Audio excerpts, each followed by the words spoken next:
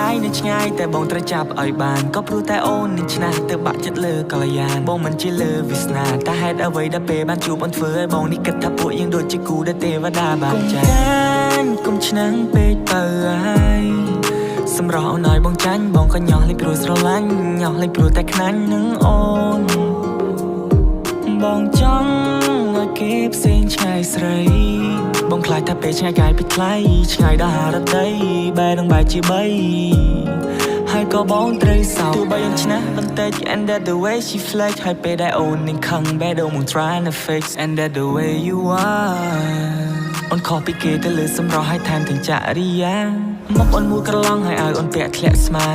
អូនសុភាពតែកាចឲ្យបងពិបាកនឹងថាអូនស្អាតជាងគេទាំងអស់នារីនៅឋានកណ្ដាលឬមិនមែនកូនមនុស្សជាកូនទេវតាបងចង់តែនាំអូនចេញពីគេតែត្រៃមកខាងនៃផែនដីដែលមានតែបងនៅមានមេសាស្នេហ៍នៅកន្លែងដែលគ្មានអ្នកណារកឃើញទេឈ្មោះអញ្ចឹងនៅក្នុងបេះដូងมึงដូចជាពេជ្របងខ្លាចថាលែងមានថ្ងៃរះហើយមានតែថ្ងៃលេចបងខ្លាចថាមានរឿងកើតឡើងធ្វើឲ្យបេះដូងយើងក្រិចបងខ្លាចថាពេលវេលាមើលថែអស់កតាបប្រកិច្ច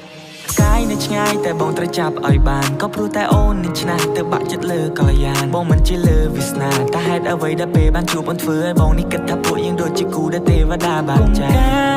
គុំឆ្នាំងពេកទៅហើយសម្រស់អូនឲ្យបងចាញ់បងក៏ញោះលេចព្រោះស្រឡាញ់ញោះលេចព្រោះតែខ្នាញ់នឹងអូនបងចង់